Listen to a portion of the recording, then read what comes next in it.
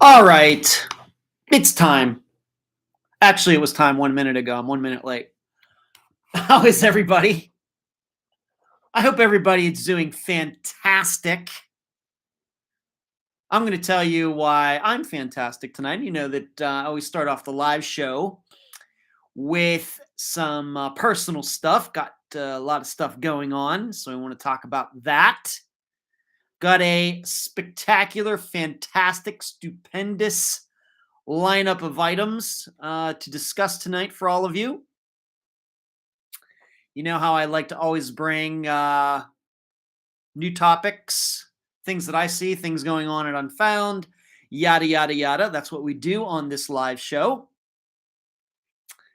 And didn't get any questions from anybody before the live show started tonight. So if you want to ask me a question, as long as it's PG rated and not too personal, it doesn't have to necessarily do with Unfound, but maybe something that's question that is burning in your mind that you just have to have answered in the next 2 hours, you can type it in the chat and I will do my best to answer it.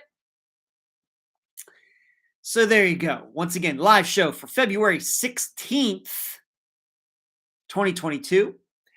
And I'd like to remind all of you to give this show thumbs up as you are watching, whether you are watching live right now on February 16th or way in the distant future, just give it the thumbs up. The show's going to be spectacular. Just give it the thumbs up right now. All right, just do that. It'll be worth it. So, what's going on with me? As you can tell, I am still here in Pennsylvania, and I'll probably be here, I don't know, a couple more weeks maybe. Dad and I are hanging out. We went to a basketball game up at Slippery Rock University on Monday night and Monday evening, I guess, technically. And as we were pulling onto campus, we saw a herd of deer. I think they were all does. We did not see any antlers, but there must have been 30 of them. I took pictures of them. I posted those pictures, and hopefully all of you got to see them on my personal Facebook page. So once again, we're getting ready to turn left to go like toward the football field, and up there on the right were all of these deer. So I made a right instead, went up there, got some pictures, got some video, and they were just hanging out, eating like they belong there. So that was kind of cool. So yes, I'm still here. It has warmed up quite a bit. A lot of the snow is melting. If you may remember, just a few weeks ago, maybe 2 weeks ago, when I did this live show, I was actually sitting here. I think I actually had a long sleeve sweatshirt on or something. Probably had layers on, and I had a blanket covering my legs. I don't have to do that tonight. I think it was up into the 40s today, and I think it's going to stay here, which, is kind of blah for me. I really preferred the weather when I first got here, to tell you the truth. So there's that. I preferred it when it was 0 and snowing. If I'm going to be here, I just want it to be crazy. Let's just make it crazy. Let's give me 2 feet of snow, 3 degrees below 0. Let's just get it done. So, but that's not what's going on. And so, like I said, a lot of it is melted, and it's just your regular February now here in at least this part of Pennsylvania. So let's see who's here. Let me say hi to all of you, being that we're now about 5 minutes in. Karen was first. Hello, Cherie. Charlie Bravo. Thank you for moderating tonight. Twinkle. Hello, Kathy. Jasmine. Suzanne. Assistant Carrie. How are you? Jill. Sup? Screaming with the thumbs up done. Thank you. Thank you. Twinkle says Dad is keeping you hooked up. I guess, and I guess he is, Twinkle. Hello, Puma. Screaming says regarding the deer may have shed their antlers already. Maybe. I have to admit, Screaming, I don't know a lot about that here in Pennsylvania. I was never a hunter or anything like that. The real Capelia from Australia. Good to see you. DLV, good evening. K-Dog, hope all you're doing well. There you go. Coffee Lover, hello to you. Thanks for a couple of emails that you sent me, Coffee Lover. Carrie, snow melted here, mostly now. A new snowstorm coming under winter weather warning. See, Carrie, that's what I want. I want a winter weather warning. I want the 3 W's. That's what I want. Winter weather warning. That's what I want.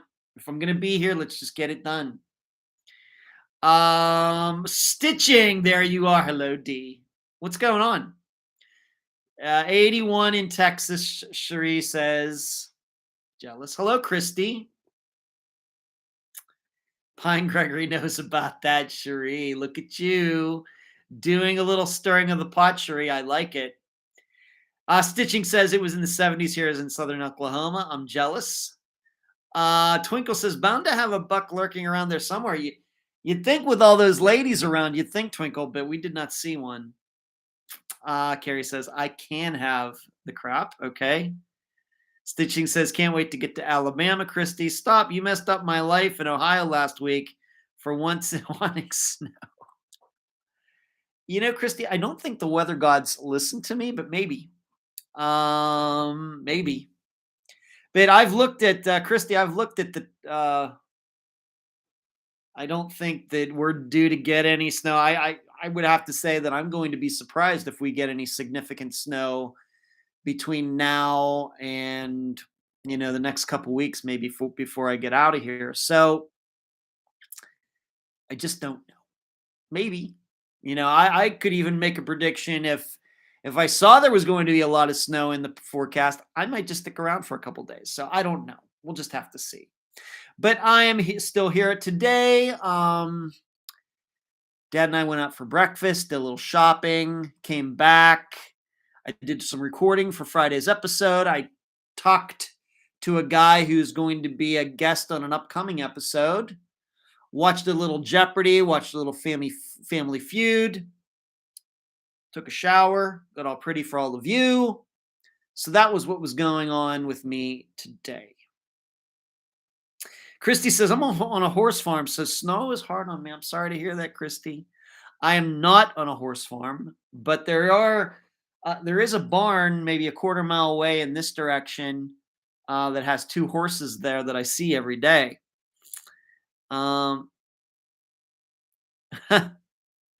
Stitching says, well, if the weather gods listen to you, then tell them to stop being bipolar. That's funny.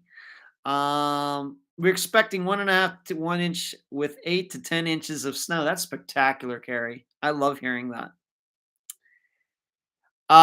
Okay, Stitching. First will be on Friday. Okay. For you YouTube. For you on YouTube. Interesting. In other news, this past weekend, my dad has a friend. Her name is Dottie. She lives across the street here. And she and I and my dad went down to see her grandson on Saturday, not too far from here. And he's in his, I guess, early 30s. He's married. He has 3 kids. So we went down there so she could see her grandson, I guess, great-grandchildren.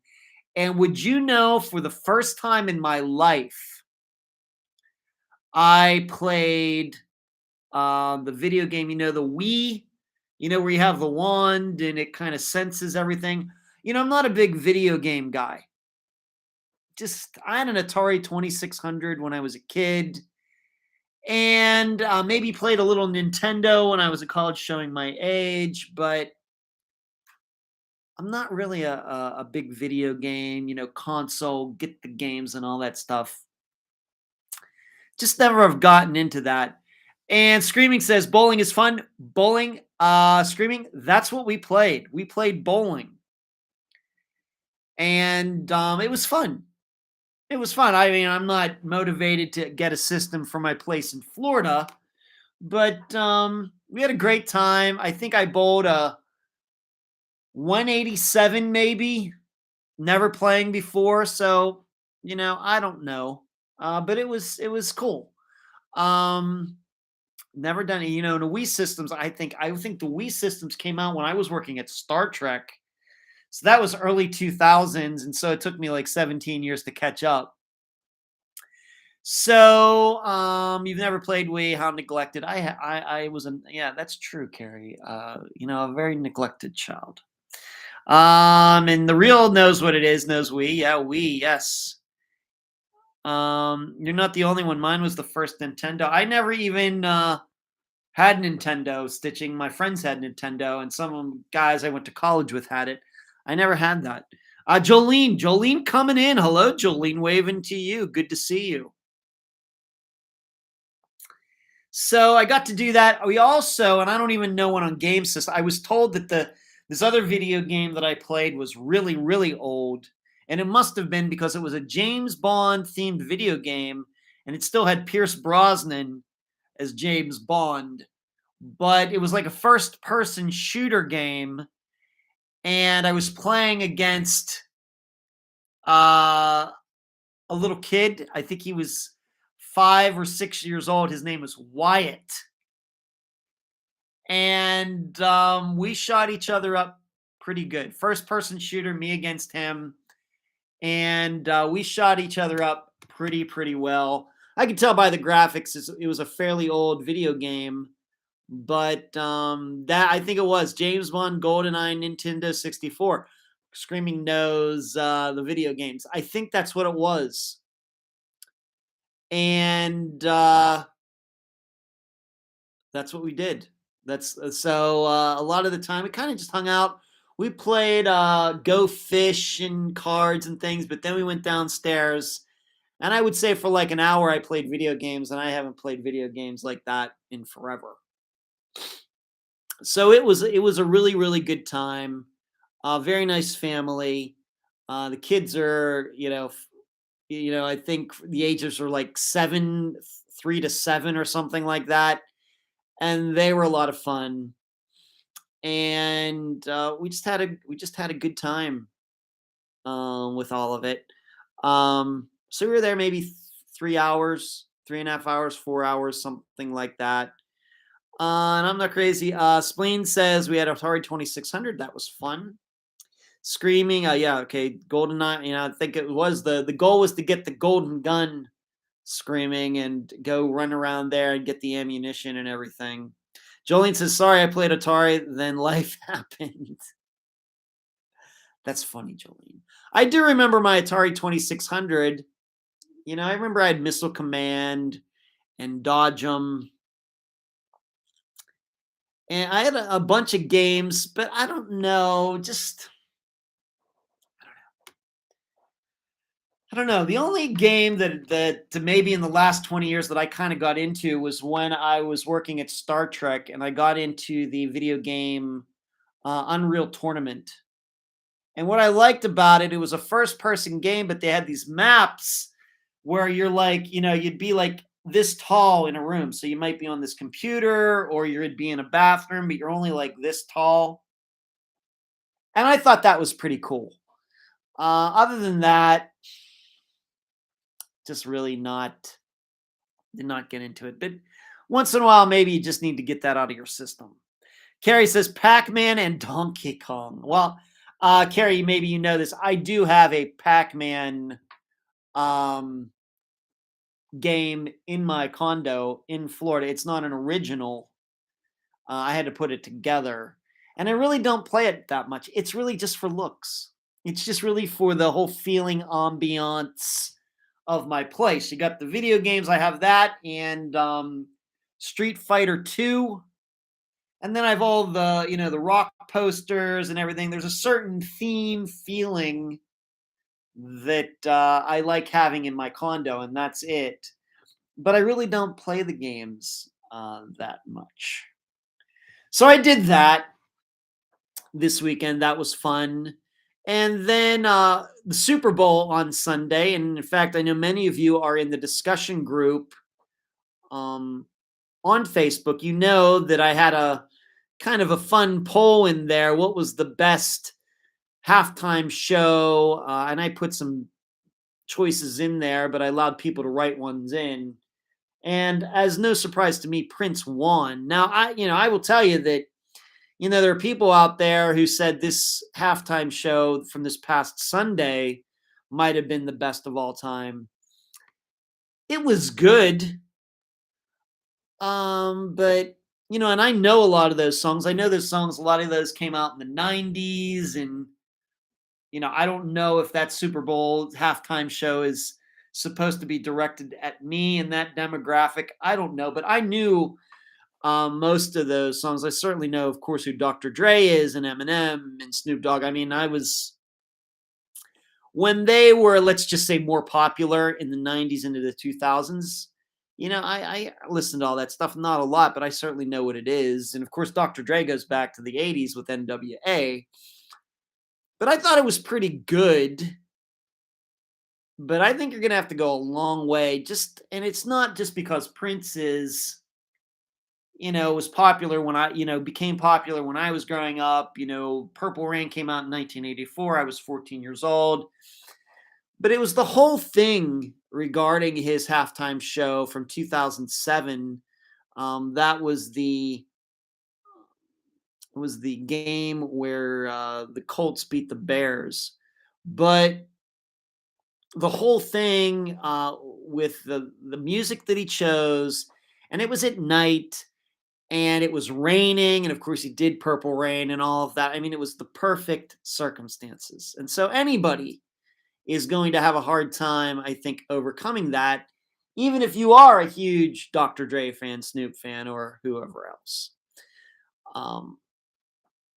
But then you hear that a lot of it was lip synced, and whereas, of course, Prince did not lip sync. So that kind of maybe brings that's that down, the performance down a little bit. And I understand a lot of the songs that those artists had are not very family friendly, and they have a lot of words in them. And so of course the NFL is worried about that, and the FCC is worried about that and everything. But it was good. I thought it was very interesting. They had these different little rooms, and how the stage was set up, very different.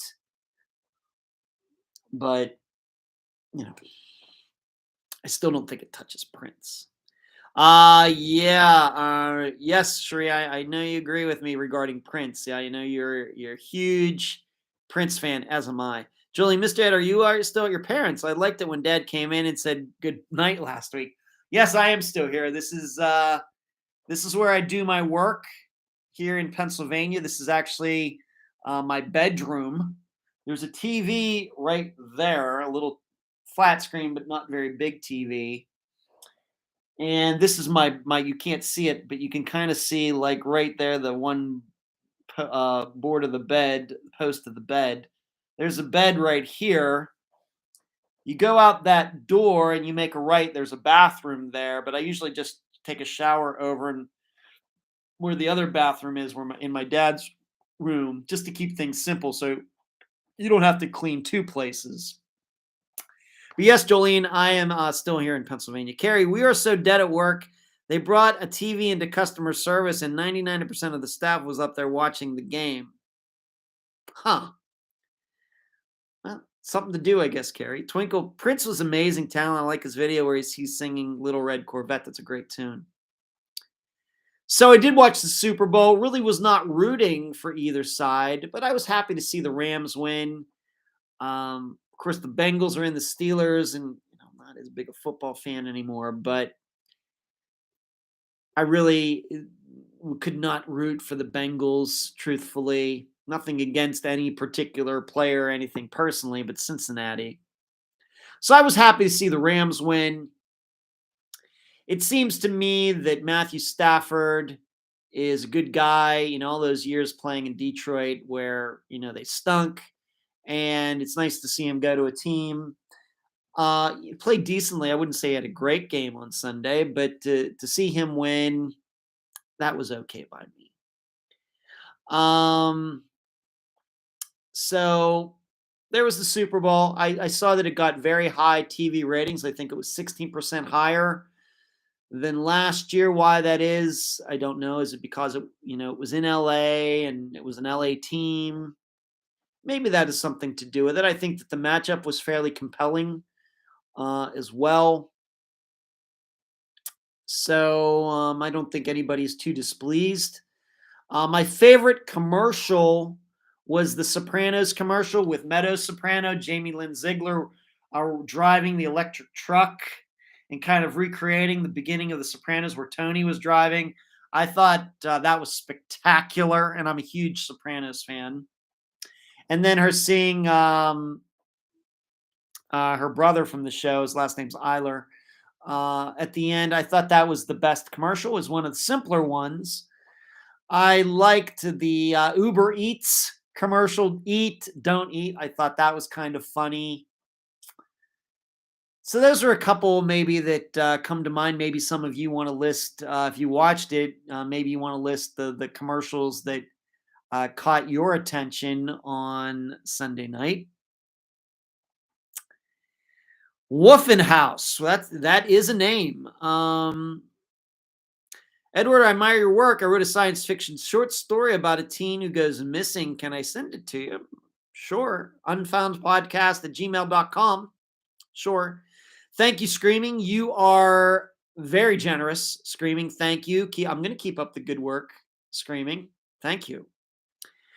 Thank you. What everybody should know what Screaming has done there, that big green box, that is the super chat button. So if you are watching and would like to contribute to this live show monetarily, you can hit that little gray button box at the bottom with the $sign in it.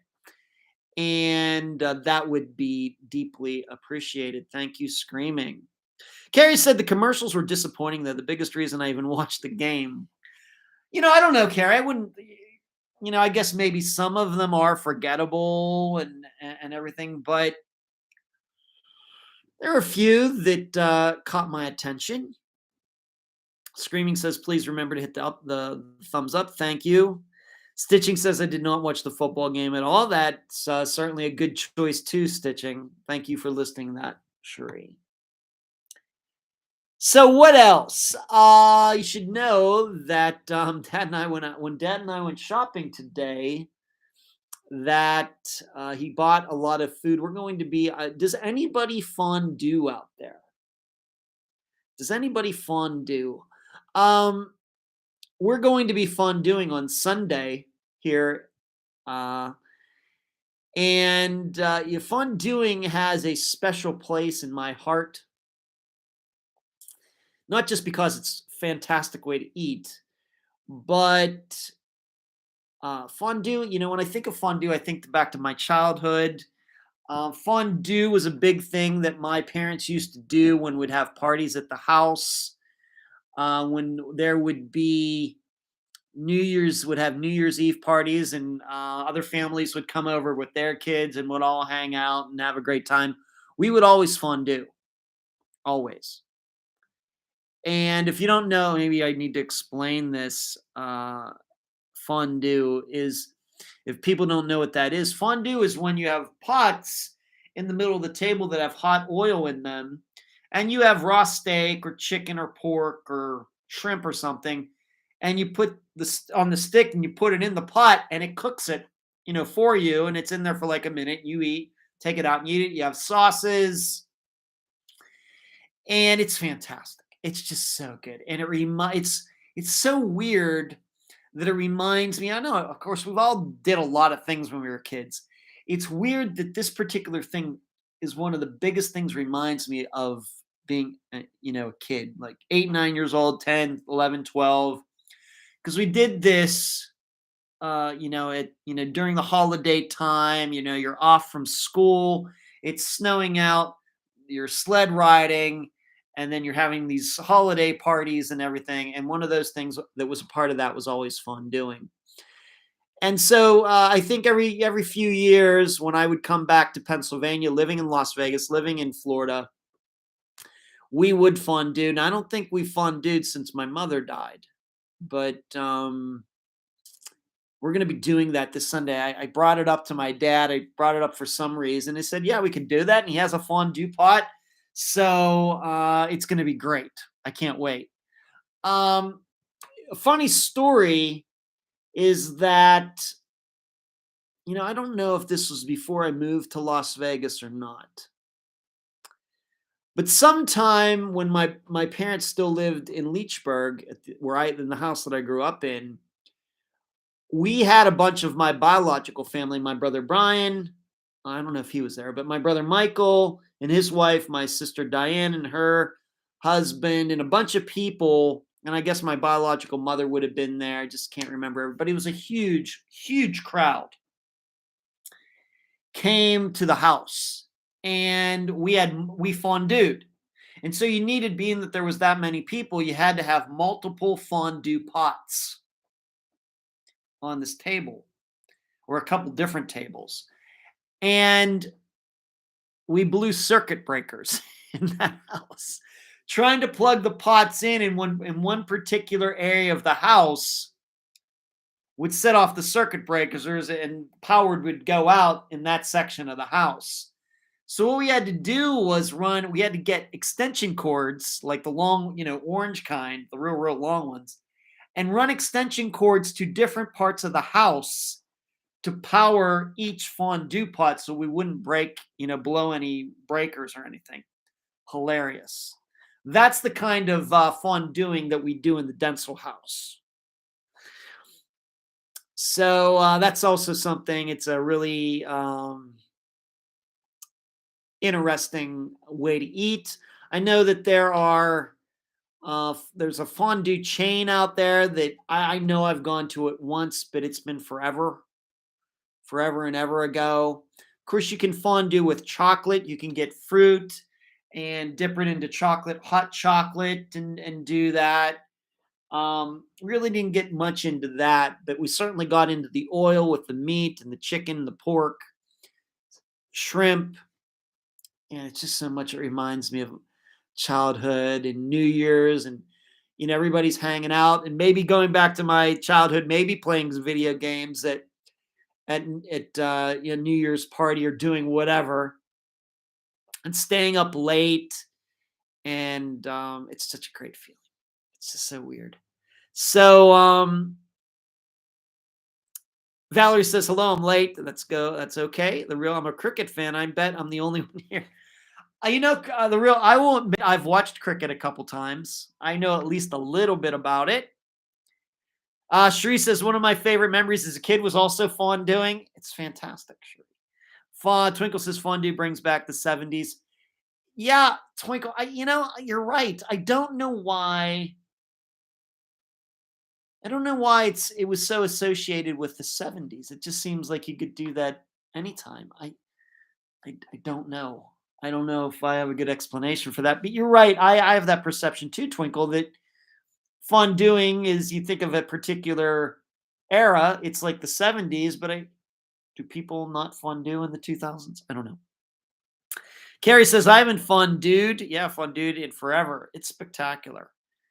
Twinkle says, my fondue pot had the little burner underneath it. Oh, yeah. You had the old school flame, Twinkle. No, we had the electric kind. Just plug into the world. Sterno, there you go. Thank you. Boston, what's going on? Hello to you. Jill says, fondue is fun. It is fun. And the reason it's fun is because you're forced to eat slow. And so you get a lot of conversation going on. There's nobody that's, jumping up, going into the kitchen to bring more stuff to the table. Everybody's there. Everybody's cooking there in front of you. And it's a longer process. It just feels more, camaraderie and everything, maybe than maybe a traditional type of meal. So, yeah, fondue is excellent. So I'm looking forward to Sunday. The 70s food is great, though. You'll find the best recipes in 1970s cookbooks. You very well may be. Just gave me an idea for my husband's birthday. Yeah, do some fondue for him, Jill. Julie says, hey, my mom made cheese fondue with wine in it. You dipped right in it. It's fantastic. I've done that too, Julie. It's fantastic. Let's bring fondue back. Let's make fondue cool again. Sheree says fondue is a special treat at our house. It pretty much was, because it can be expensive, Sheree. There's no denying, the amount of meat that you have to buy and chicken and everything. Seafood, especially these days. It was certainly true. Maybe we did it twice a year, but one of those times was always New Year's Eve. So, just a great time. So I'll let you know how it goes on Sunday. So by the time we do the think tank on Sunday evening, I will have fondued, and I'll tell all the think tank members about it.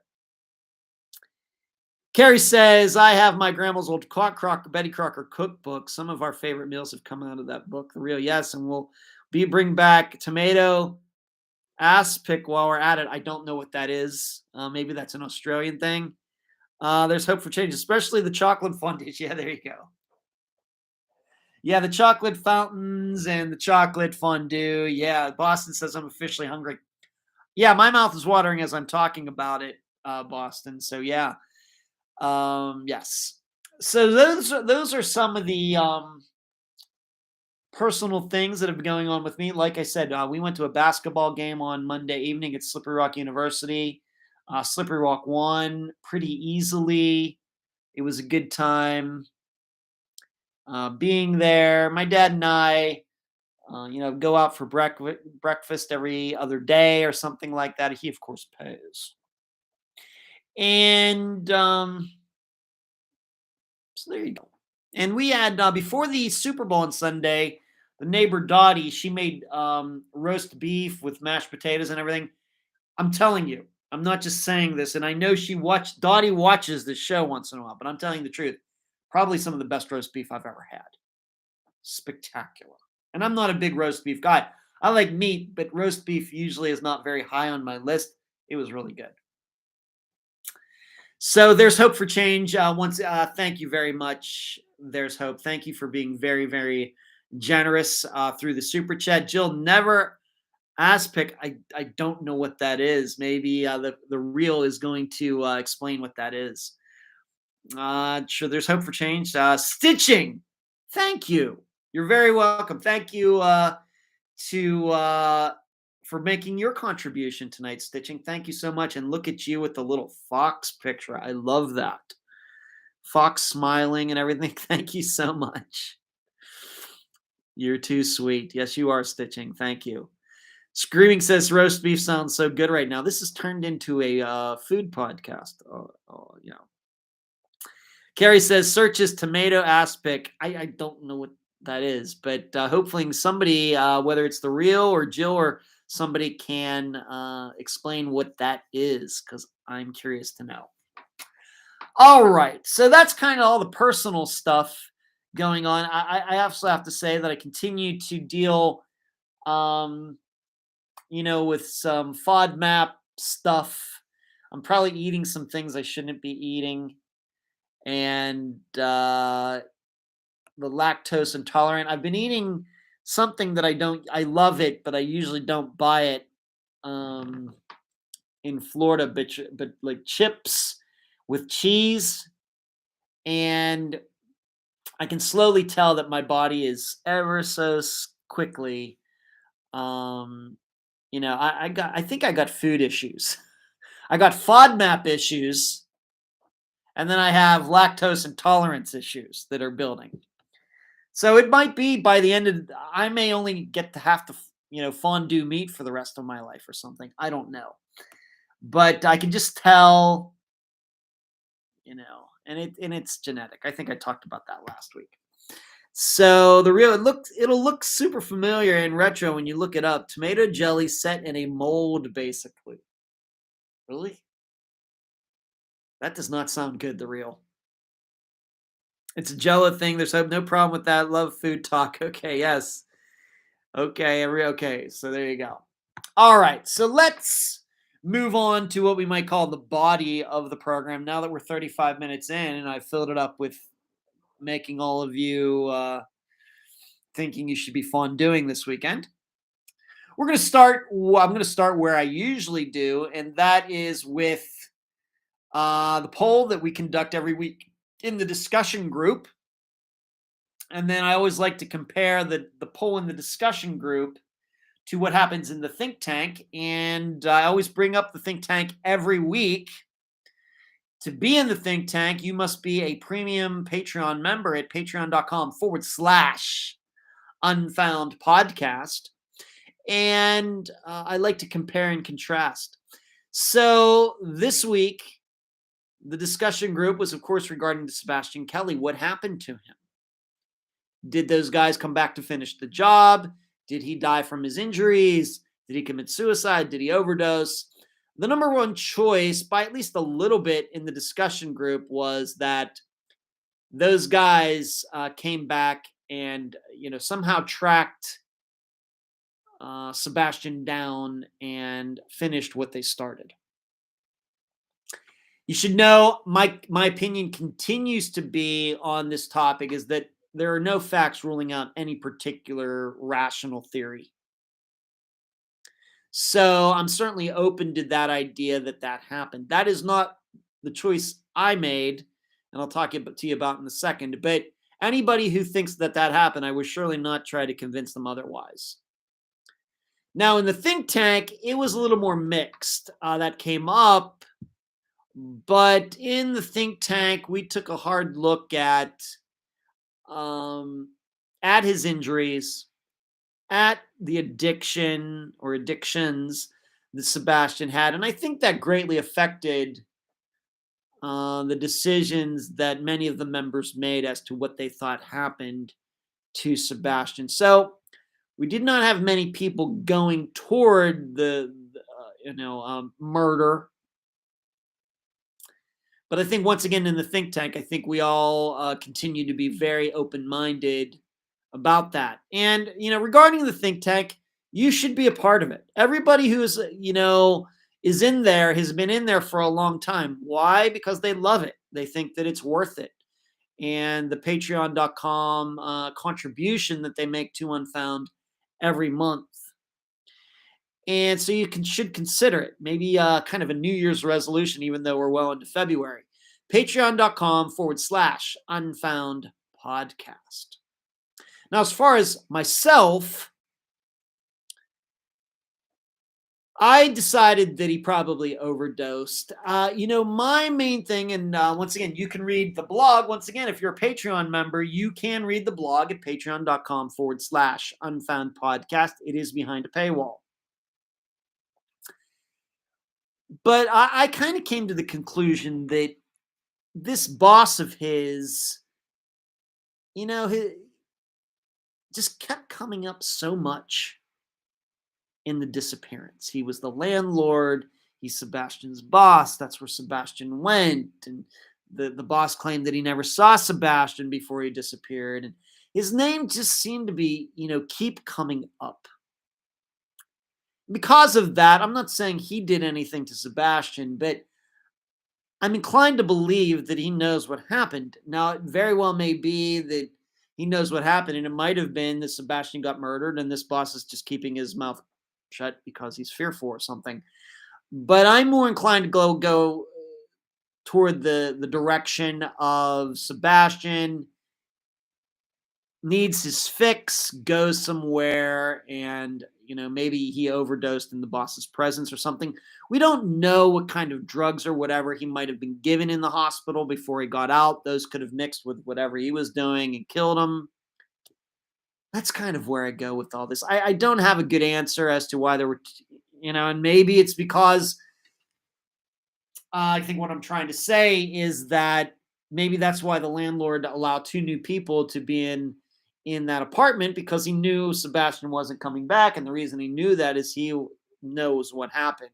So that makes a lot of sense. No proof of that, but it certainly does make some sense. And I don't know the boss's name. It very well may be that had him in my notes or anything, but as you know, we did not mention his name in the interview.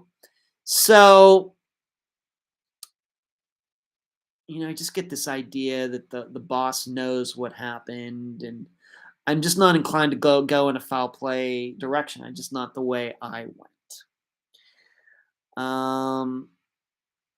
Boston says the boss seems to be everywhere. You're right. And thank you for posting that, Cherie.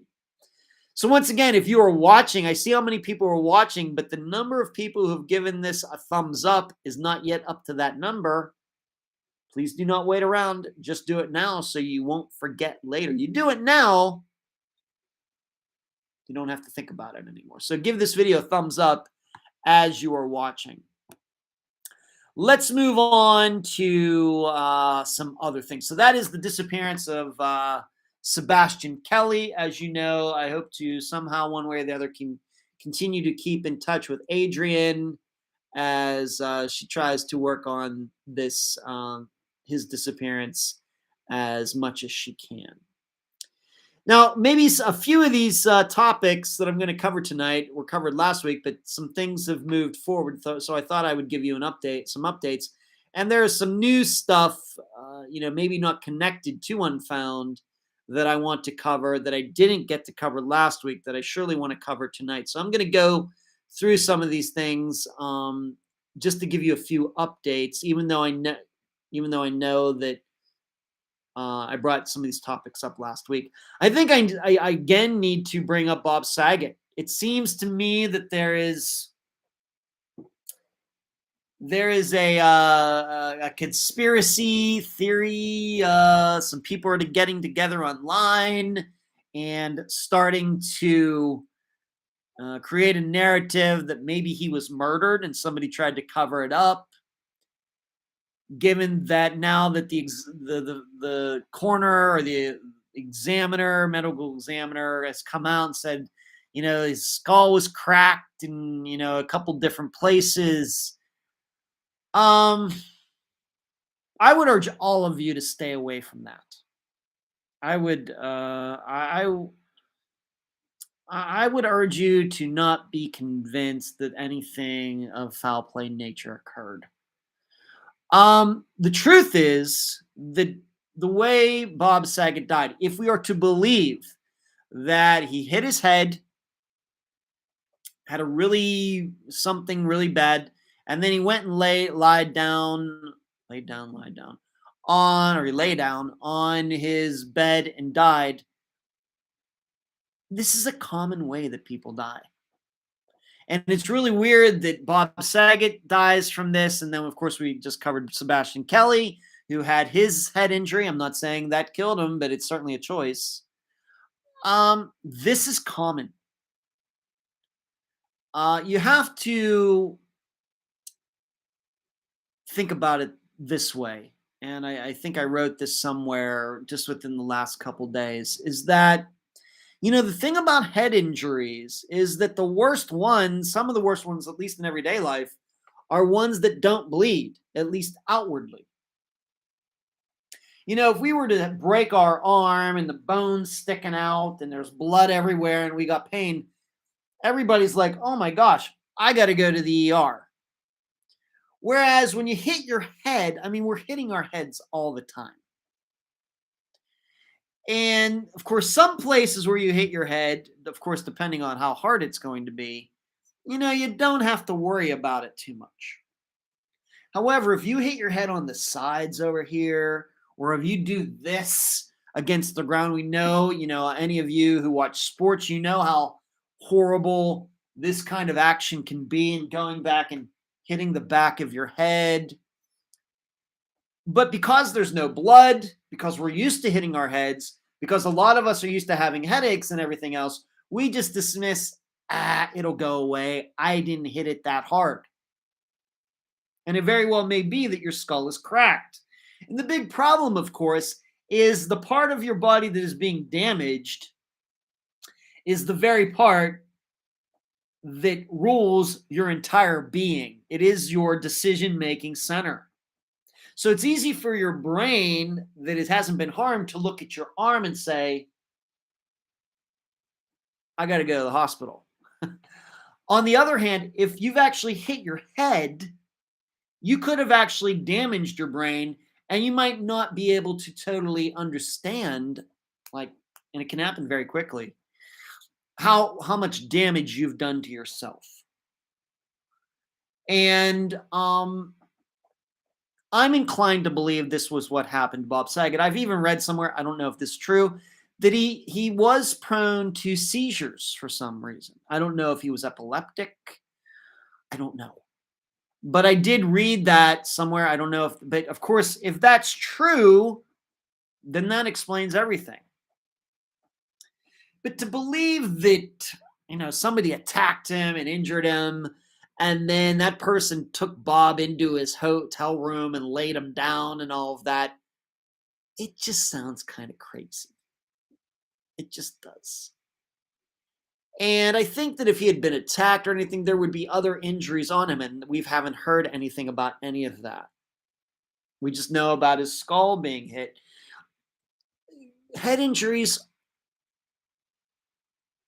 very common. This is why I'm open to this idea when it comes to at least a few of the disappearances that we've had on Unfound. This happens often.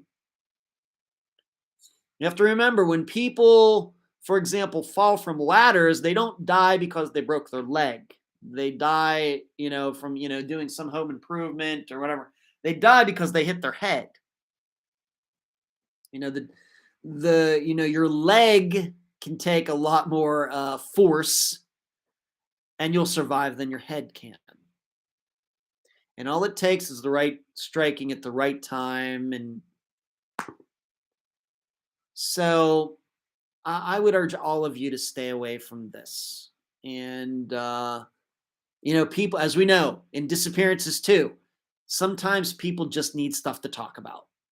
They're not doing anything else. They're sitting at home at 3 a.m. or doing whatever, and, all the craziness starts to come out. So I would urge all of you to stay away from that. In fact, if you've seen, Bob Saget's own family is not happy about any of this. They're upset that, all of this information got out. Where is his privacy and all of that? So please keep that all in mind.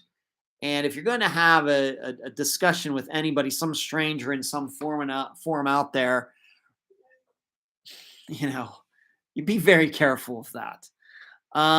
What's the deal with that, Julie? I agree. Julie, Bob Saget and his family deserve their privacy. His past medical history is none of our business. Yes. Ha! There's Hope says, once again, the rational logic we need in this whack world. Thanks, Ed. You're very... I can't help but be me. And, my problem with all of this, not just with, Bob Saget and his death, but in disappearances and a lot of other things, is that when people get so caught up in what I would say trying to make something mysterious or trying to make it more interesting than it is, all it does is keep us from getting to ways to stop what is happening. Bob Saget's death could be a way to, as a good public service announcement regarding, hey, if you think you've hit your head and, don't ignore it. Don't think that headache's just going to go away in a half hour. Get help. Whereas, if we just want to say, well, you got attacked and it was this, and everything, and then that good message gets lost. No, people never learn anything. So it just, all of this trying to make things mysterious keeps us from fixing things, because you can only fix things when you understand them. And you have to admit that there might be a problem. There might be an epidemic of people hitting their heads and not realizing what happened and poo-pooing it. And I just want to, I hit my head 10 minutes ago. And now I'm kind of tired. I'll go take a snooze, and when I'm done, it'll all go away. And no, actually, your body's maybe in the process of dying. This is common. And I am sure that should Unfound exist for the next 100 years, we're going to cover some more cases where people did have head injuries and went missing, and this kind of scenario is viable. It's just the difference is Bob Saget just happened to be in a hotel, whereas somebody else might have been out in the woods or something. So, Chris Coffee says, I think that the Crystal Morrison case shows that logic cannot always be used to solve missing persons cases. Her death was tragic, but I don't understand why she would ever leave after asking for a ride. Coffee, I don't understand it either. The issue is that what we've had at least 3 disappearances exactly like that. We had hers, we have Kevin Newen's, and we have the disappearance. Of course, the name is escaping me right at the second, but of the woman who went missing right near where I live in Florida. She, of course, got dropped off at the hospital. She called for a ride. They went to pick her up. She wasn't there. This is a thing. I could have never guessed that when I started doing disappearances. So it's a thing. Christy says, we fondue on New Year's Eve too. It's spectacular, Christy. Carrie, Bob Saget's death has certainly made me second guess sleeping off a migraine. Yeah. It very well could be that he had some clot or something. Maybe necessarily, he banged his head.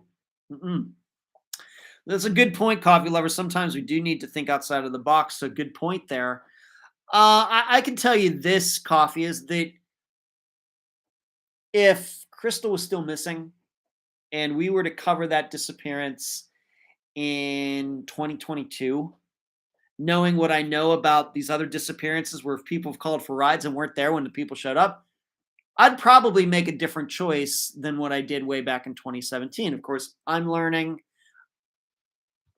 At the time we covered Crystal Morrison's disappearance, I think I covered maybe 30 disappearances. Now we're up to 240. There's a lot more experience to tap into, a lot of other disappearances to look at. And so Coffee says, thanks. Logic just doesn't always help. It doesn't as much as it logically should. Coffee, I've said, sometimes we're put in a very difficult position because we have certain facts and they don't seem to make sense. They're facts. They're undeniable, but they don't make any sense. So we're trying to apply logic to seemingly illogical situations. There is no logic that could ever explain why a person calls for a ride and then when the ride shows up, the person leaves. But we know that happened. So at least in the missing person's mind, they left, they walked off, or something happened that was logical, even though we don't know what that is. And it's hard for us to comprehend what that is because, yes. So with Bob Saget, I'm not inclined to believe that there was any foul play at all. Once again, he was in a hotel. There's cameras everywhere. And, wouldn't they have seen something? Or, I'm inclined just to believe he went back up to his room, maybe slipped in the shower or something. And, oh, it's no big deal. How stupid am I? Gonna go take a snooze. And that's that. Went into a coma and died. Probably more common than we realize, but we don't realize it. Why? Because it only happens once in a while that a famous person, we only find out about the deaths of famous people, whereas Bob Smith in Kansas might have died the same way Bob Saget did, but nobody's alleging that Bob Smith was murdered. But because it's a famous person and everything, then everybody thinks, well, how odd this is, how strange this is. Something of foul play nature must have occurred. And you know what? Famous people die just like non-famous people for all sorts of reasons. So, okay. So I just wanted to warn you about that. Next Thursday, the gang, the band is getting back together next Thursday evening, February 24th at 7 p.m. Eastern on the Fischler College of Education and School of Criminal Justice channel. Dr. Telesco and I are getting back together again. Excited about that. Once again, it'll be live on her channel. And the disappearance will be of Evelyn Hartley. And I have to admit, I picked this one out because we just, because as I've talked about, um, her disappearance is very similar to Janelle Matthews's. And being that we did talk about Steve Pankey and Janelle Matthews's murder at the end of last year, I thought it might be interesting to now cover a disappearance that is like Janelle Matthews's murder. And so you can look forward to that next Thursday. If you remember, friend of the program, Anthony from crimeblogger1983.blogspot.com, he was the guest for that episode back in 2018. And I've already alerted him. He knows that we will be talking about that one. So, and the other thing is there's a lot of pictures, a lot of stories that I will be able to give to Dr. Telesco that she will be able to post while we are having that discussion. Once again, next Thursday, 7 p.m. Eastern, February 24th, YouTube channel, her YouTube channel, it will be live. So Bob Saget didn't show up missing. That end table looked brutal. You can't blame Marble though. Heavenly Hartley, next Thursday, screaming 7 p.m. Eastern on her YouTube channel, like it's always been. The Real says, I'm in a library that closes for lunch in 5 minutes, so I better make a move. We'll watch second half later. Catch you later. The Real, thanks for tuning in. I appreciate it. All the way from Australia. Thank you for making some time in the land down under for Unfound. And yes, I was a big Men at Work fan back in like 1983. Kathy says, love the Hartley case. Yeah, Kathy, just it's shame, and of course the main point that we'll be talking about next Thursday evening is, was she targeted or was she just in the wrong place at the wrong time? And of course, you'll all get to hear Dr. Telesco's opinions on that. Screaming, I researched the Evan Hartley case for years and have been to the house she was abducted from a couple times while I was in La Crosse, Wisconsin. Really? Screaming, that's fantastic. That's fantastic, Screaming. Wow. Yeah, very interesting. Okay. Next, have to admit, next topic. And I'll, of course, mention that next Wednesday, too. Of course, that will be the day before the show. Moving on. The signing of a contract with Spotify got a little delayed. Nothing weird's going on, but they had asked me for some information at the end of last week, and I sent it to them, but somehow the email got lost. So I had emailed them yesterday wondering, because I was told, you send the information, we're going to make this contract, we'll send it back to you pretty quickly, and I didn't get it by yesterday, so I was like, I wonder what's going on. And the person who is in charge of that was like, I just don't know what happened to it. So I sent it back. She got back to me and said, yes, we got it this time. So that is still in the process of happening. I want to reiterate that the program Unfound will not be changing at all. You will be able to find it in all of the places it usually is, but Podomatic. If you listen to the program using the Podomatic app, all of the old episodes I don't know what Podomatic's going to want to do with all of that, but it will not be on there anymore, because on the Podomatic app, the only podcasts that are on there are the ones that Podomatic hosts. It's not like iTunes or Spotify or anything. So if you're listening to the program on the Podomatic app, you're going to have to find a new one. Other than that, there will be no changes. It will still be on iTunes, Apple Podcasts, of course, Spotify, Stitcher, Podbean. I'll still be able to post the episodes on the YouTube channel. I'll still be able to link to them on the website and everything else. But just so you know, that'll be the only big significant change. Let's blah, blah, blah, blah, blah, blah, blah. Coffee. If you hit your head, go to the ER. Yeah, don't mess around. Yeah, don't mess around with that. Don't do it. And I have to admit, being that I'm not living by myself here, But living by myself in Florida, of course, my father also lives by himself here in Pennsylvania. But, it's something that you think about that um,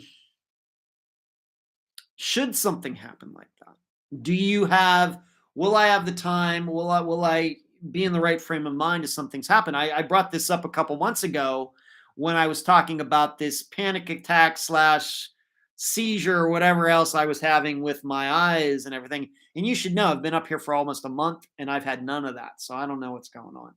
But, I know with the first time that happened, that when I lived in Madeira Beach, when it first happened, I went outside. I was like, I feel like I'm having a seizure. I feel like I'm going to faint. And if I faint, I want to be out here or because I thought, you know what? I don't know if I want to call 911 or not, but I'm going to go outside in case I faint. Maybe somebody else will. So that's what I did. Now I know since then that it's not that kind of situation like what happened back in November, the day right before Thanksgiving. But it does go through your mind. And I'll even give you a better example. A woman who is a very close friend of mine, her name is Suzanne. Um, she lives in LA and she lives by herself. Here back in September, she was at her place. She has hardwood floors. She was in the shower.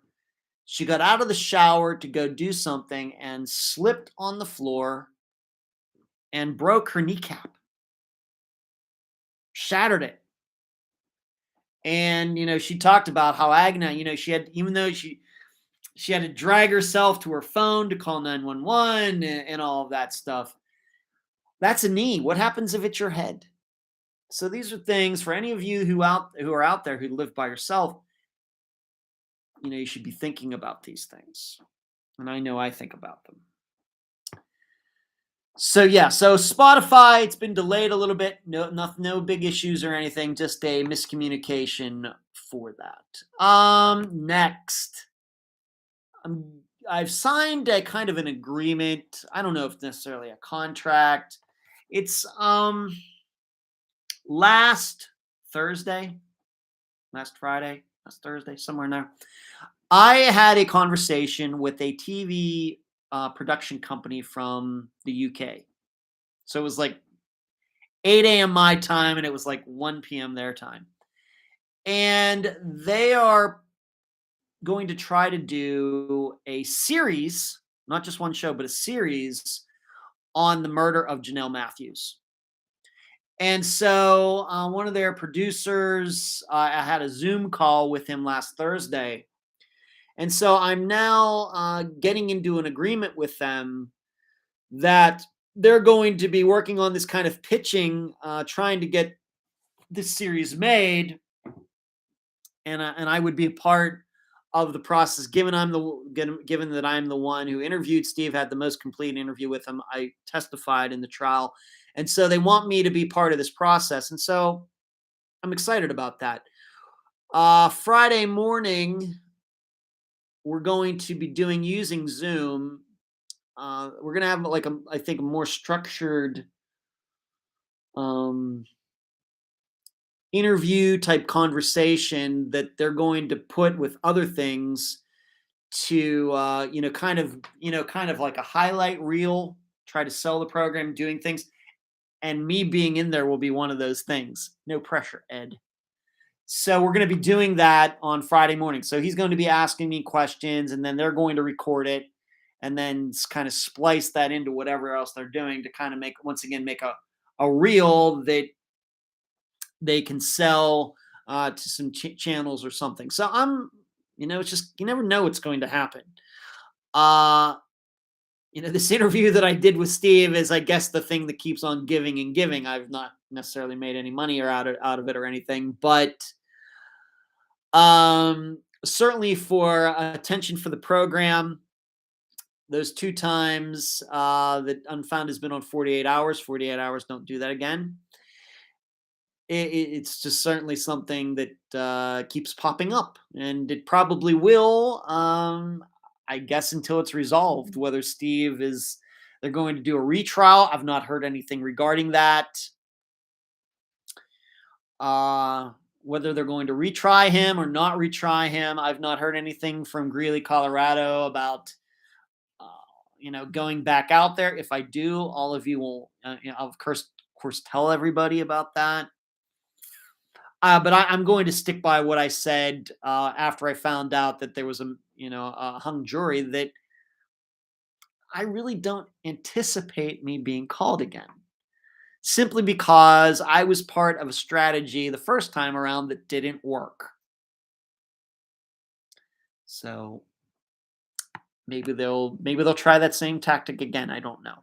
So it'll be interesting to see what goes on Friday morning, and I will keep you posted. As you probably know already, all this TV stuff takes a lot of time to come to fruition. It's very, very difficult, and it may not come to fruition at all. Donna, thank you. Alec, I can listen to your podcast for hours at work or while I'm fishing. Thank you for the amazing content and for helpful all of these people. Alec, Alec, I don't think I've seen your name here in the chat before. If you are a first-time viewer on the live show, welcome. I really appreciate you making some time to watch the live show. I enjoy doing it.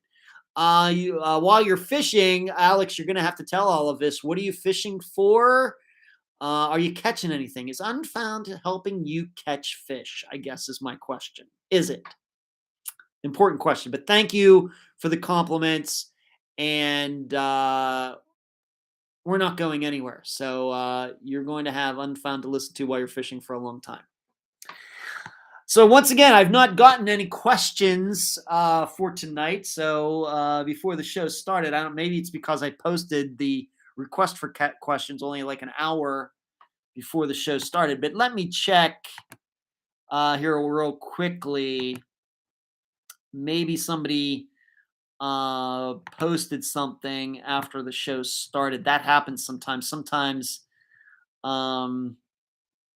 people don't see it until the show has started and they haven't got to the show yet, but they see the post and it's like, oh yeah, I wanted to ask them this question, and they post it there instead of just getting into the show and asking me here. So let me take a look here real quick. No questions. Okay, fine by me. Moving on, this is something also that I talked about last week, but it's much closer to happening now. Is this channel is going to start a membership program. Before, I want all of you to understand, though, everything that is free is going to stay free. All right. So when you think about this live show, when you think about posting of the episodes as programs on this YouTube channel, map analysis, things like that, those are all going to continue to be free. So you're still getting a great deal for it being free. However, I'm going to start a membership program for people who are interested. It's going to be $2.99 a month. There's only one level. That's it.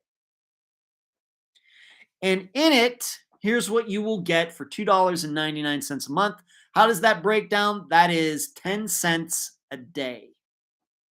What can I say? I'm cheap. I'm going to start once this membership program starts, and you'll see an announcement within the next couple days. It's not started yet, but I'm going to do a daily update video. So as soon as I get up in the morning, I'll try to make myself kind of nice.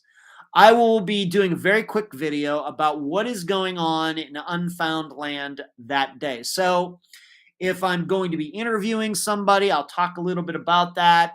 Of course, if the live show's happening, maybe I'll do a little preview of what's going to be on these live shows. Of course, I usually don't do that. If I'm going to be doing an interview that day, I'll be talking about that. Maybe I'll talk a little bit about, an interview that's coming up or an interview that I did. Anything that is going on with Unfound for that day, my itinerary for Unfound and what I'm working on. I'm going to be talking, just give you a little, once again, I love giving all of you a little behind the scenes of how all this works. I don't know how many other podcasts do that. I don't mind doing that. And so that is one more way for you to get kind of into the locker room.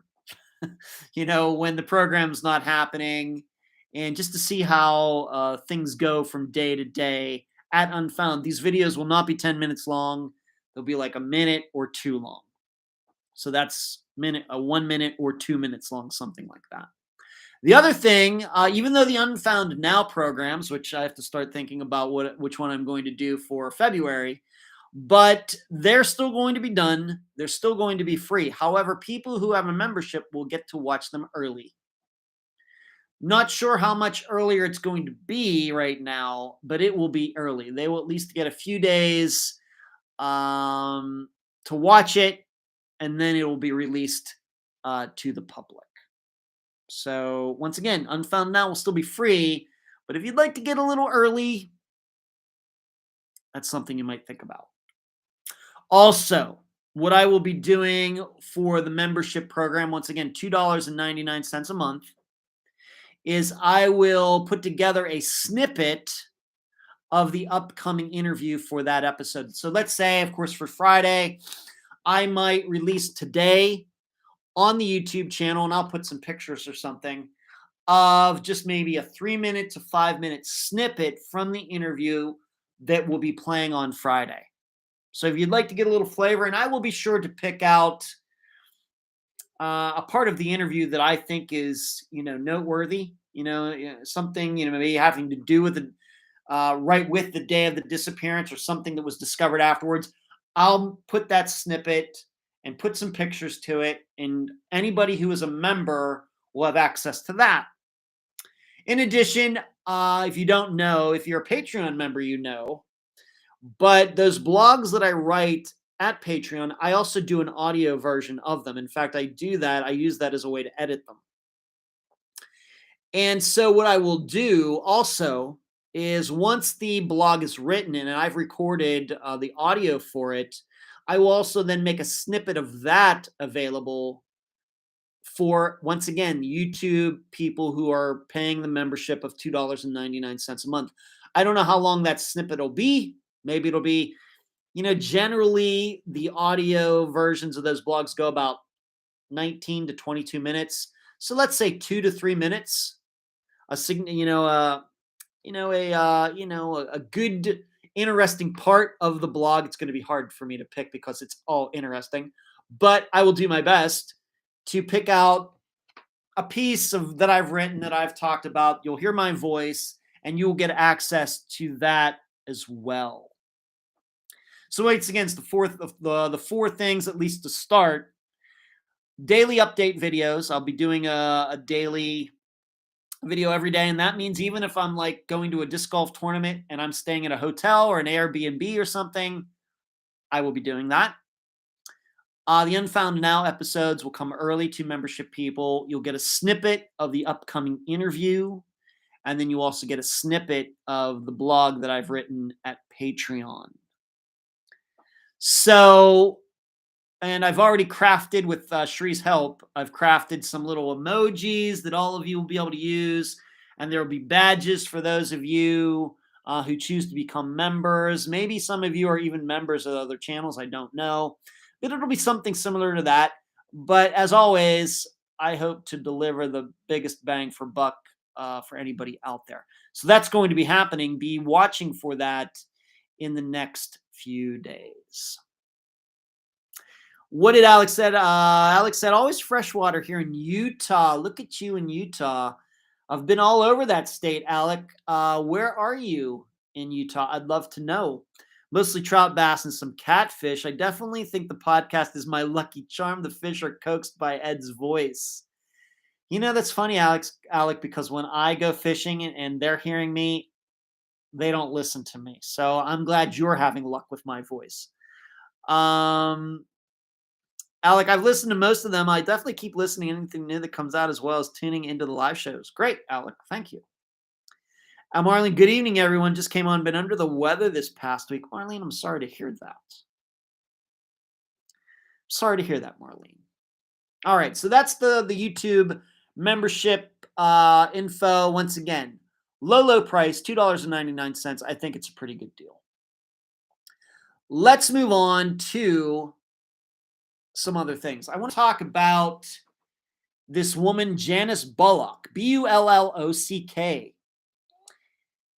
She went missing, and it just shows you people do walk off and change their lives or change their names and can successfully pull this off for a significant amount of time. Janice Bullock vanished from Louisiana in 1978. I would say I'm not an expert on this disappearance, but it's in the news, and you'll find out here in a little bit. Seems like she was going through some things in Louisiana in 1978, and she has been found alive in Texas.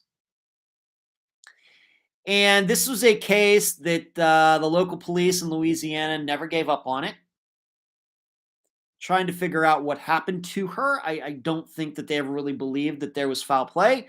I think that they had some information to believe that she did walk off, maybe walked off to hurt herself, but that there was no foul play, meaning if she walked off, there's then always the chance that she's still alive. And just one thing kind of led to the other. And then fortunately, some tipster came forward about possibly she might be in Texas or New Orleans or something. And the investigators never gave up. And they were able to track her down. She is still alive, although it sounds like she is in not very good health. And she had changed her name. I don't know if she kept the first name Janice, but she changed her last name to Streety, Streety. And they tracked her down, and it's her. It's Janice. And the people who knew her, I think she had more kids. Of course, they didn't know that she had a prior life. I think she had a man in her life, whether she had a boyfriend or husband.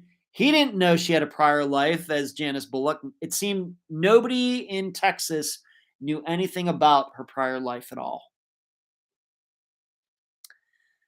But unfortunately, it does seem that she's in ill health. But her children, from when she was still Janice Bullock, have gotten to see her. And yes, she left children behind. So, we talk so many times about how, well, she would have never, women who disappear, she would have never left her children behind. I think there's enough information out there to show that women will do that. And of course, guys do it too. So I guess this, in a way, gives us some hope in these disappearances where there isn't a clear-cut idea that there was foul play, that maybe, even just recently with Andrea Knable, maybe we can believe that happened with her too. As you know, I always like to hold out hope. I always like to think that, although many times it's very difficult to hold out that hope, but you hope that these people are alive. And this just shows you that it can be done. It is rare. Janice Bullock's situation, I think, is rare. But when there's no proof that the person is deceased, then there's always that chance that the person is still alive. So I don't know if you've seen that story. I know it got posted in the discussion group, but I hope that you will check it out now. Janice Bullock, Bullock, and she vanished from Louisiana in 1978, and it wasn't until December of 2021 that one thing led to another, and they were able to track her down, and her children from her prior life, at least one, I think, of her children did get to speak to her. But like I said, it sounds to me, had it taken any longer to find her, it might have turned out that she was deceased. So there's that story. If you want to look this story up, it's Janis was her first name, not Janice, Janis, and her last name is Bullock, Bullock. So the next, Marlene says, "Hi, Kat. Thanks. I'm on chemo pills. Oh my." Wow, that's a story, Marlene. Okay. Thank you for letting everybody know what is going on with you. The next story, and I know this has gotten national attention, and this is the disappearance and then um, the finding alive of Paisley Schultes. First name is Paislee, and her first name or last name is Shultis. She was 4 years old when she went missing, and so 2 years later, she has been found. This happened in Saugerties, New York, but this is a situation where her own parents kidnapped her. Now, how were they able to successfully hide her? In reading an article on it, it seems that for some reason these parents, the state decided that they were not fit to be parents, and Paisley has a sibling that was successfully taken away from these parents. But when the parents found out that Paisley was going to be taken, the parents moved, and they moved in to the one of their grandfather's houses, living with the grandfather. And the parents would just say, "We just don't know where Paisley is. We don't know. Don't know what to tell you." And it sounded to me like somebody figured out. To read one of the articles, a neighbor said, she said it was so strange. This house, this house has a play, a swing set and all these things outside this house. But the neighbor said, "You know what? I never saw any kids ever playing on any of this stuff," which would lead me to believe they were probably allowing Paisley to play on it at night. Now, what was going to eventually be the plan? Um, as far as her growing up, I mean, she's 6. What were they going to do? Keep her in there until she was 18? I don't know. But what happened was they got this tip. Police show up. They go into the house, and there was some sort of hidden compartment under the stairs, and you could kind of see in there or something. And the whoever showed up, the police were able to rip these stairs up, and there she was. So, what a story! But I think, yeah, screaming, "Thank you!" under the stairs.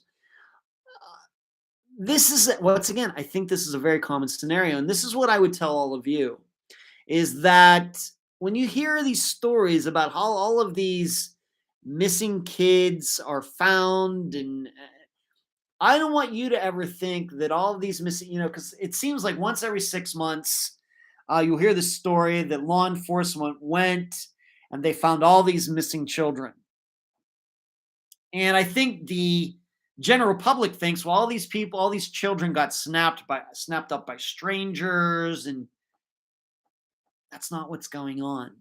Most of the time, when you hear stories like that, most of the kids are part of some custody arrangement and some parent took off with the child. So the child is technically missing.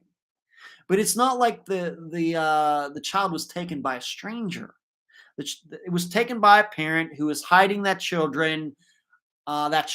not sending that child to school, not getting that child the proper medication if they need it, going to the doctor or whatever else, shots and everything else. That's what's going on. It is not that all of these kids were abducted by, pedophiles who were strangers. Just want to remind you all of that. And this is why, when it comes to covering the disappearances of children, that I really try to tiptoe very lightly. Even this Friday, we are going to be covering the disappearance of a 10-year-old girl. But this just shows you, I think this kind of story is very common. I think the only difference is that the big difference is how long it was. It was 2 years. Whereas a lot of times, I think these stories are only maybe like a couple months old. That a story, a disappearance like this gets to 2 years old, I think is rare. but this is common. Alex says, I'm in the West Valley, about 20 minutes west of Salt Lake City. What did you think of your experience in Utah? Well, I'll tell you, Alec, that, and just don't mind me, a little twinge in my back going on here.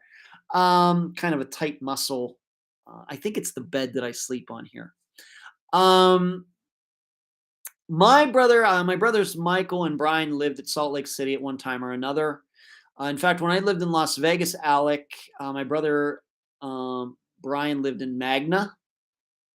And so I would go up and hang out with him once in a while. And actually, from his place, we went to the Sundance Film Festival in the year 2000. And so I'm fairly familiar with Salt Lake City. Like I said, my brother Michael lived there, but long story short, I did not know him at the time when he lived there, but my brother Michael or Brian was still living there. And he continued to live there until about 2003. And then he moved to Las Vegas and lived with me for a little while. And then he lived on his own. And then he moved to Florida. So I'm familiar with that. I know there's that drag strip out there going toward Magna, Utah. I know that there's a truck stop out there where they filmed a very small part of Forrest Gump out there. So yeah, I've been there. I've been up to I've actually gone to Park City a couple times. So I've been in the Salt Lake City area a few times. Although I am not, nor were my brothers members of the Church of Latter-day Saints. Suzanne, lots of great things for Unfound Ed. Yeah, thank you, Suzanne. Yeah, Screaming says Under the Stairs. She heard about that. Marlene says, hi, and I'm doing fine. Yes, I've been ill since 2017, but doing better last 3 years due to my medication. Okay, Marlene. So yeah, I wanted to talk to you about Paisley Schultes. Just keep in mind, it were her parents who were the culprits in this. It was not the strangers or anybody else. It was the parents who were not following a court order, and I'm guessing they felt justified to do so. But I'm guessing they're certainly going to get in some trouble now. By all accounts, I think Paisley was just fine. I think that they were feeding her and everything. It's not like she was chained in a dungeon or anything, but according to the law, she was not supposed to be there. I don't know what her parents did to deserve that. I don't know. But somehow they had worked something out. Obviously, the grandfather was in on it, that they were going to hide her there. They had some compartment, I guess, would have been made beforehand, and that all happened. All right, so let's move on to this bit of news, and I'm going to read this. And the reason I'm reading this is because I drive by this area all the time in Florida. The medical examiner's office identified the human remains discovered in St. Petersburg as 34-year-old Rang Trong. Trong went missing on December 27th, 2016, so over 5 years ago. On December 27th, deputies responded to Derby Lane, located at 10490 Gandy Boulevard. That's an area I'm by all the time, for a report of a missing person. Deputies were informed that Trong fled on foot from his brother's vehicle and was unable to be located. Deputies attempted to search the area, but were unable to find Trong. According to detectives, Trong was entered into state and national computer databases as a missing endangered person due to reported intellectual disabilities and other mental health concerns. From 2017 to 2022, detectives continued to follow up on the case, coordinated searches around Derby Lane, and stayed in contact with Trong's family to gather more information. On January 28th, 2022, so 3 weeks ago, detectives learned that the St. Petersburg Police Department was investigating a report of unidentified remains found in the area of I-275, a highway that I'm on all the time, near the Howard Franklin Bridge. Now, that bridge is the one that I always take, if I'm going to Orlando, that is the bridge that I would go across, the Howard Franklin Bridge. That is the one that kind of takes you it goes across. There's 3 bridges that go across the bay from Pinellas County over to Tampa. It's the Gandy, which is the most southern one, the Howard Franklin, which is in the middle, and then the Courtney Campbell, which is the most northern. Franklin's in the middle. That's the one although I've been across the other ones, that's the one I usually take on the 275. So near 275, near the Howard Franklin Bridge, and responded to the scene. It was reported that a citizen located what appeared to be the human bones under heavy vegetation south of the Howard Franklin Bridge. Detectives provided the medical examiner's office with Truong's information as a possible identity of the human remains. With the use of dental records, the remains were positively identified as Truong's. At this time, the cause of death is unknown. The medical examiner's office will work to determine the cause and manner of death. This doesn't surprise me. In looking this up and looking at where he was when he disappeared and where his remains were found, it's about a mile away. But I will tell you, this is not an area that is easy to search. You start getting near there, even though there are some office complexes and things around the Franklin where it is right in that area. It's also very wild. It's like as it was originally was when the earth was made.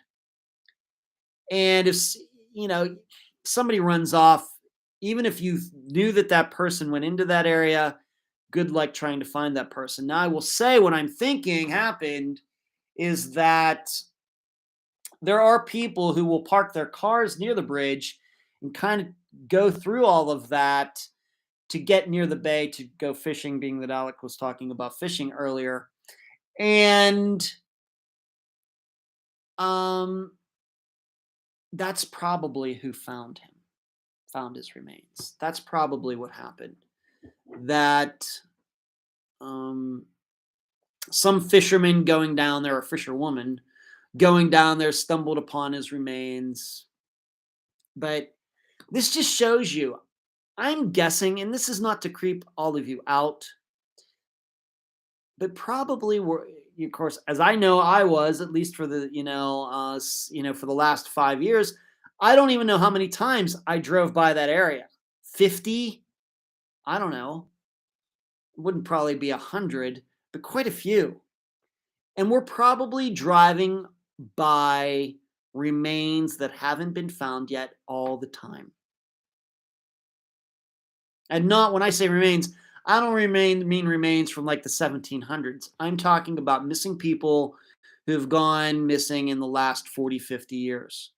If you live in an area where if you're driving a lot, I'm telling you, you probably are going by a missing person's remains all the time. I'm not saying they're right along the road, but maybe a quarter mile off the road, a half mile off the road. Look at Brandon Lawson. How many people, I don't know exactly where that property is. I haven't seen a diagram yet, but people were probably driving within yards of his remains all this time. Didn't know he was there. Look at Esther Westenbarger. All the people for like 10 years, people driving right by that retention pond, and she was there the whole time. This is the kind of thing that drives missing persons families nuts, because a lot of times they believe that the remains are around here somewhere and we just can't find them.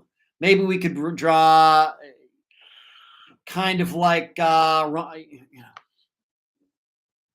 we've covered some disappearances that are like that. Robbie Hurt. He was just off the road.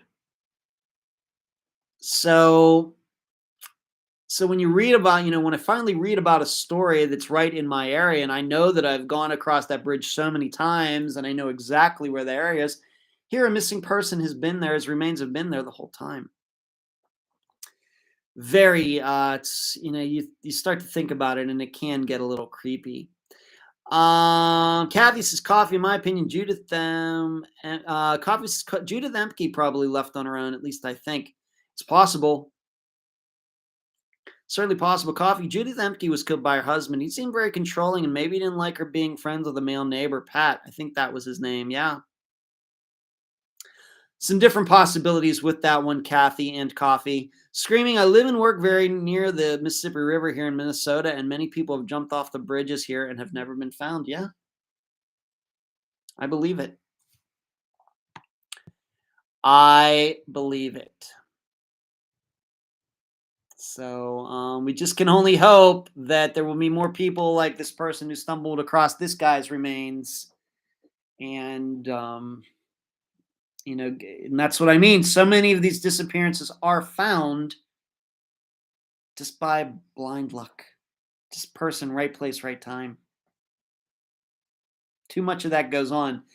I mean, I'm glad that these remains are found and people get answers, but if we're going to rely on luck to solve these disappearances, then a lot of them are going to remain unsolved. Okay.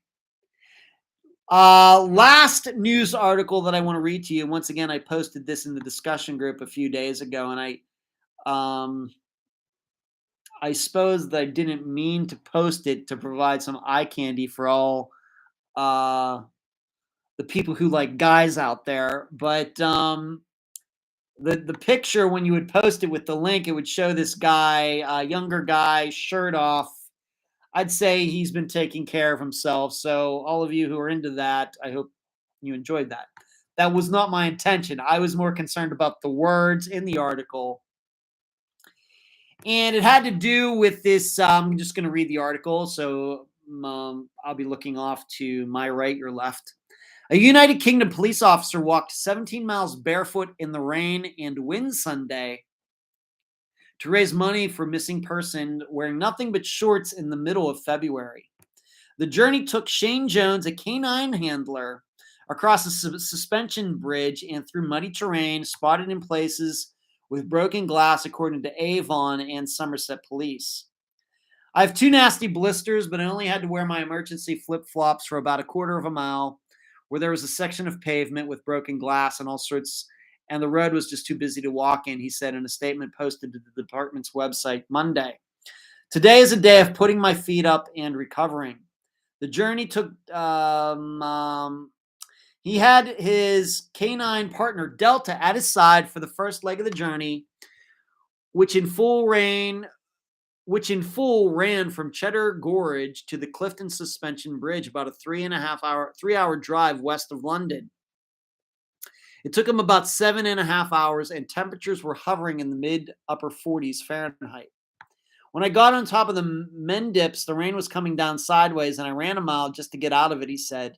The hike raised about $6,000, according to authorities. Jones said he received support along the way from friends, colleagues, and residents along the route, including homeowners and local pubs. Shane undertook the challenge to encourage people to talk about mental health and to raise money for the charity Mind because of the number of times he and police dog Delta are called in to search for people who have gone missing while experiencing poor mental health, the department said in a Facebook post. He said he received support along the way from friends, colleagues, and residents, including homeowners and the local pubs. You and I can't see mental health, and we don't like to talk about it, Jones said after the hike. He said, we're fine and keep a stiff upper lip. We say we're fine and keep a stiff upper lip, but while it can be hard to speak out, people will listen. It does help. The nonprofit Mind says it provides advice and support to empower anyone experiencing mental health problems. The group also advocates for reform and raises awareness.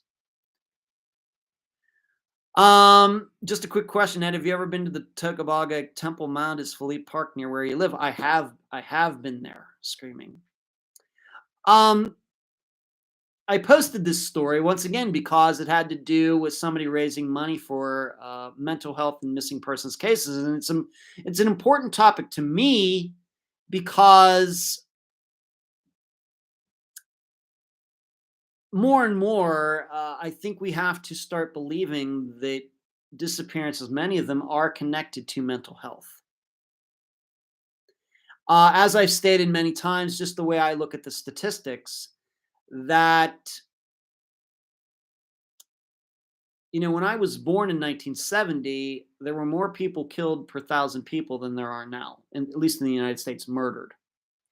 And usually, I think we could put there as at least a connection between missing persons cases and murders. We, of course, believe that a lot of missing persons cases um, are murders, and the bodies just haven't been found or have been hidden or something.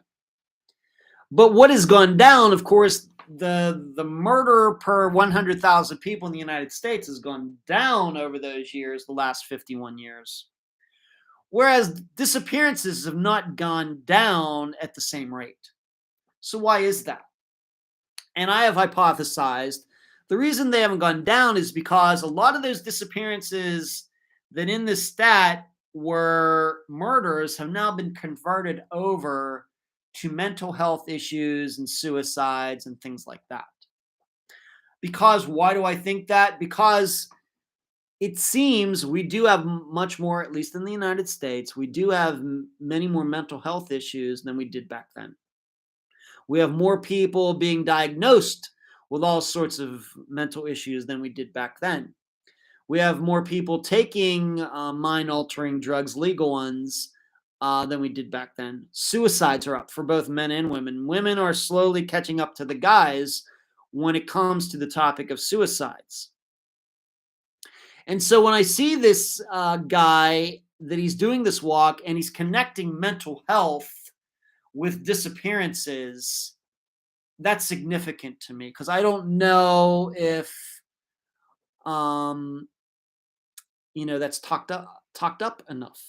If it's talked about enough, the relationship between the two. And so I'm glad to see that this guy in the UK is raising awareness regarding this. We just shouldn't think that every disappearance is a murder or every disappearance is somebody going to change his or her life, getting a new identity like Janice Bullock did. We have to look a little bit deeper inside the numbers to know that, yes, some of them are murders, and there may be a few people who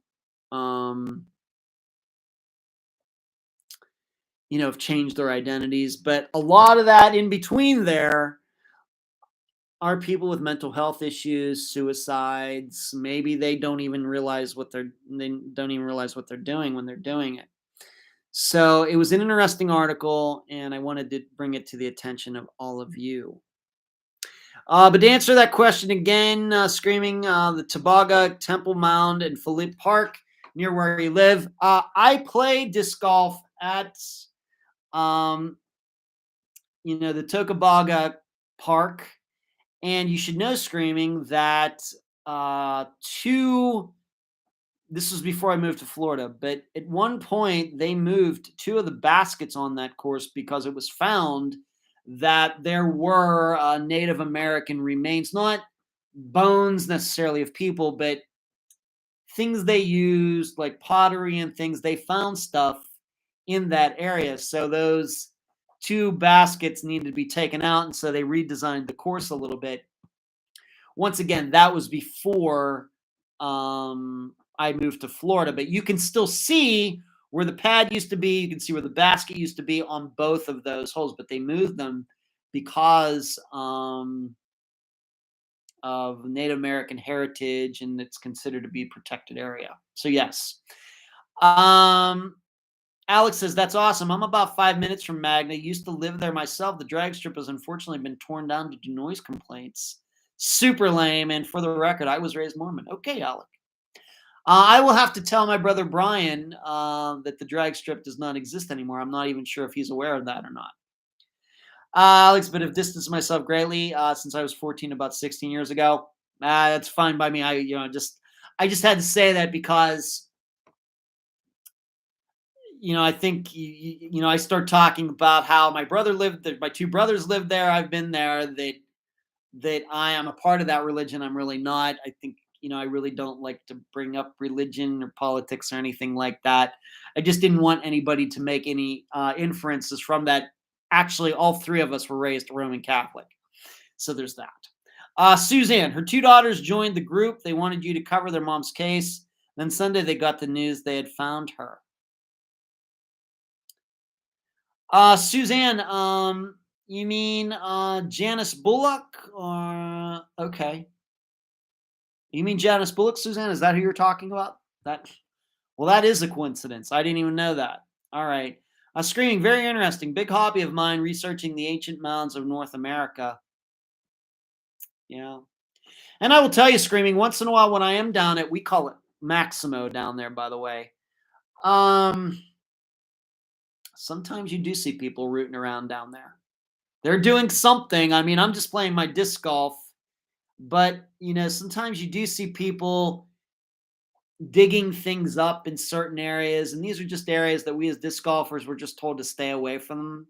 And I want to give thanks to the St. Petersburg city that it very could have been that when that was all discovered there, they could have shut the whole disc golf course down. Easily could have done that. And I'm glad that they came to some sort of compromise regarding that, because Maximo is a terrific course, although I've not played very well there in tournaments, but it's a terrific course. It's a great location, beautiful down there and everything. So I'm glad that they were able to work something out and just moving a couple baskets instead of just saying, oh, we got this here. We're just going to, end the whole thing. Because that disc golf course, I think, has been there since at least 20 years. Alec, thank you. You're very welcome, Alec. It was cool to show my wife. Yes, you show off. You show that to your wife, Alec. That's funny. Okay. So thank you. And it's always good to talk to somebody from the Salt Lake City area, being that I kind of know that area at least a little bit. Okay. Charlie Olibar, thank you for supporting the channel. Yeah, you're very generous, Alec. Okay, let's move on to this Friday's disappearances and murder.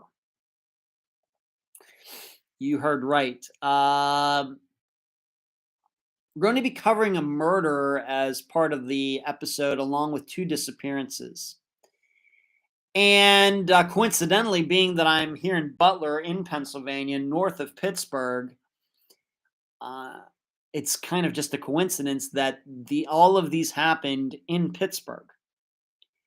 And so these are going to be the disappearances of Marianne Verdecchia, Marcella Krulce, Krulce, and the still unsolved murder of Mary Regan, Regan. These all happened between 1958 and 1962. Mary was discovered murdered in her apartment in 1958. Marcella went missing in 1959, and I'll get into that in a moment. And then Marianne, a 10-year-old girl. The other two were grown women. Marianne was only 10 years old. The thing about it, though, and this is where I get the title for this episode, the two women and this little girl were all connected to the 5th floor of the same building. Mary lived on the 5th floor. Marcella lived on the 5th floor. And the last place that Marianne was seen was on the 5th floor. She did not live with her family in that building. She lived in another building, but she went over there to see a woman who lived on the 5th floor. And somewhere within all of that, she disappeared. All on the 5th floor of the Martinique apartment building in Pittsburgh, Pennsylvania. Once again, over a 4-year period of 1958 to 1962. And that's why this episode is called Mysteries on the 5th Floor. It's kind of crazy to think that these two disappearances and this murder are still unsolved, even though they all have a connection to the same floor in the same building. The guests for this episode, really, one of them is a legend in the Pittsburgh Police Department. She is, of course, now retired, but her name is Therese Rocco, Therese, Rocco, Rocco. And I interviewed her along with a woman who has done a documentary film on Therese. Therese is 95 years old. And I interviewed her. And she did a fine job. But she was the investigating officer for Pittsburgh police in 1962 when Mary Ann went missing. And in fact, you will hear her talk at the time of Mary Ann's disappearance in 1962. She had been working missing persons cases since 1946. She started in the missing persons unit of the Pittsburgh police when she was 18. And so I interview her along with this woman, Sharon Leotis, who has done this documentary on Therese. Therese was not the main investigator for Mary's murder or Marcella's disappearance, but she surely knew about them by the time Mary Ann's disappearance happened on the same floor in the same building. And so she talks a little bit about that. And there is actually a book out about Therese's life that she wrote. And it's just called Therese Rocco. You can find it on Amazon. And Sharon, this documentary that she did on Therese, it's called The Epitome of Grace. And you can find it on Google Play. So I guess the big question will be for all of you on Friday is, do you think these two disappearances and this unsolved murder are related? Keep in mind, once again, they're all connected to the 5th floor of this building. And in the interview, Therese offers up her own opinion on all of it. So I interviewed Therese and Sharon at the same time. I would just ask, in listening to the interview on Friday, please remember that Therese is 95 years old. Really, I hope I'm as sharp as she is when I'm 95. I mean, if I even make it to 95, I'll probably be lucky. But just keep that in mind as you listen to her talk and how you listen to Sharon talk. And is there anything else? You should know, though, that I spoke to Therese before. Back in 2018, when I was working with the Tribune Review in Pittsburgh, I had tracked Therese down and spoke to her on the phone just one-on-one and arranged for somebody from the Trib to go over to Therese's house and interview her. So she and I have actually spoken before, and she remembered that. So once again, she's still sharp for 95.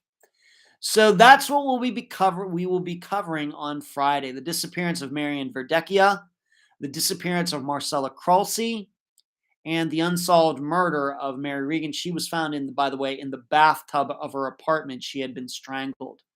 These all happened between 1958 and 1962. And the title of the episode is Mysteries on the 5th Floor. This all happened in Pittsburgh back at that time. So that's all I have for you tonight. That is the entire live show. So what I did tonight, talked about still being here. As you can see, the snow melting, played Wii for the first time, had a great discussion about Fondue, talked about the Super Bowl. There's a Sebastian Kelly poll, Bob Saget, Dr. Telesco, Spotify, Steve Pankey show, memberships that are going to be happening right here on YouTube. Talked about the guy in UK who did this walk for mental health. Talked about the disappearance and finding, she's still alive, of Janice Bullock. Talked about the disappearance and finding of Paisley Schultes. And then also talked about how these remains were found right where I'm driving by all the time in Pinellas County. We finished it up with this Friday's episode, of course. That's all I got. Great talking to all of you.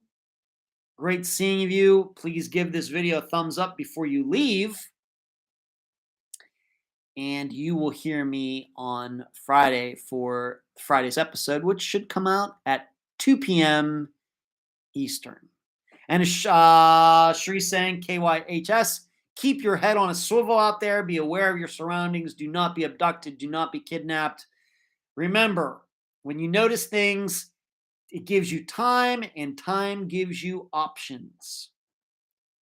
Good night. Thanks for joining us tonight. I love doing this live show. Good night.